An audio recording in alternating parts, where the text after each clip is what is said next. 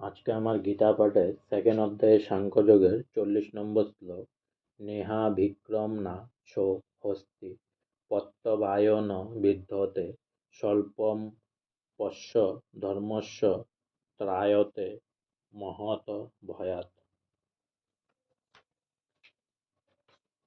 ন মানে নেই, ইয় মানে এ যোগে, অবিক্রম মানে প্রচেষ্টা, নাশ মানে বিনাশ, হস্তি মানে আছে, পত্তবায় মানে হ্রাস, ন বিদ্যতে মানে হয় না, চলম মানে অল্প, অপি মানে যদিও, অশ্ব মানে এই, ধর্মস্ব মানে ধর্মের, ত্রায়তে মানে ত্রাণ করে, মহৎ মানে মহা, ভয়াত মানে ভয় থেকে। অনুবাদ: ভক্তি যোগের অনুশীলন কখনো ব্যর্থ হয় না এবং তার কোনো ক্ষয় নেই।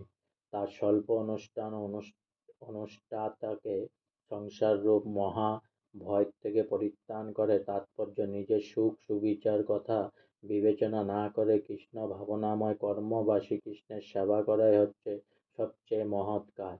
কেউ যদি একটু একটু করেও ভগবানের সেবা করতে শুরু করে তাতেও কোনো ক্ষতি নেই, এবং ভগবানের এই সেবা যত নগণ্যই হোক না কেন কোনো অবস্থাতেই তা বিফলে যায় না। জাগতিক স্তরে যে কোনো কাজকর্ম যতক্ষণ পর্যন্ত সুসম্পূর্ণ না হচ্ছে ততক্ষণ তার কোনো তাৎপর্যই থাকে না, কিন্তু অপ্রাকৃত কর্ম বা ভগবৎ সেবা সুসম্পূর্ণ না হলেও বিফলে যায় না, তার সুফল চিরস্থায়ী হয়ে থাকে। ভগবানের সেবা একবার যে শুরু করেছে তার আর বিপথগামী হবার কোনো সম্ভাবনা থাকে না। এক জন্মে যদি তার ভগভক্তি সম্পূর্ণ নাও হয় তবে তার পরের জন্মে যেখানে শেষ করেছিলে সেখান থেকে আবার শুরু করবে। এভাবে ভগভক্তির ফল চিরস্থায়ী থাকে বলে ক্রমান্বয়ে জীবকে মায়ামুক্ত করে।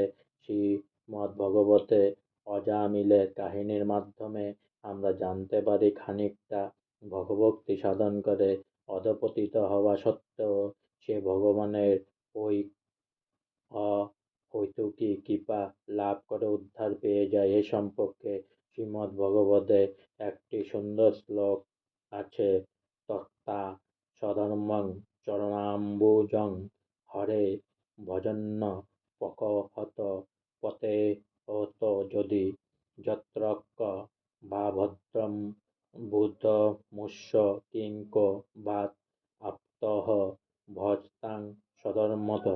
যদি কেউ তার স্বীয় কর্তব্যকর্ম ত্যাগ করে ভগবানের শ্রী চরণাম্বুজের সেবা করে এবং সে ভগবৎ সেবা সম্পূর্ণ না করে অধঃপতিত হয় তাতে ক্ষতি কি? আর যদি কেউ জাগতিক সমস্ত কর্তব্যকর্ম সুসম্পূর্ণ করে তাতে তার কি লাভ? কিংবা যেমন খ্রিস্টধর্মীরা বলে থাকেন, কোনো মানুষ সমগ্র পৃথিবী লাভ করেও যদি তার শাশ্বত আত্মাকে হারিয়ে ফেলে তবে তার কি লাভ? দেহের বিনাশের সঙ্গে সঙ্গে সব রকম জাগতিক প্রচেষ্টা এবং সে সমস্ত প্রচেষ্টা লব্ধ ফল সব কিছুরই বিনাশ ঘটে। কিন্তু ভগবানের সেবায় মানুষ যে সব কাজকর্ম করে তার ফলে সে আবার আরো ভালোভাবে ভগবানের সেবা করবার সুযোগ পায়। এমনকি দেহের বিনাশ হলেও ভগবানের সেবা কার্য সম্পূর্ণ না করে যদি কেউ দেহত্যাগ করে তবে পরজন্মে সে আবার মনুষ্য জন্ম লাভ করে সৎ ব্রাহ্মণ অথবা প্রতিপত্তিশালী সম্ভ্রান্ত পরিবারে জন্ম লাভ করে। সে আবার তার অসম্পূর্ণ ভগভক্তিকে সম্পূর্ণ করে ভগবানের কাছে ফিরে যাবার সুযোগ পায় কৃষ্ণ ভাবনাময় কর্মে আত্মনিয়োগ করার। এ হচ্ছে অতুলনীয় বৈশিষ্ট্য।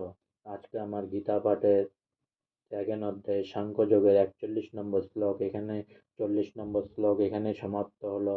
তাই অনেক অনেক সাবস্ক্রাইব করুন আমার চ্যানেলটি, অনেক অনেক লাইক করুন আর সঙ্গে বলুন হরে কৃষ্ণ কৃষ্ণ কৃষ্ণ হরে হরে, হরে রাম রাম রাম হরে হরে।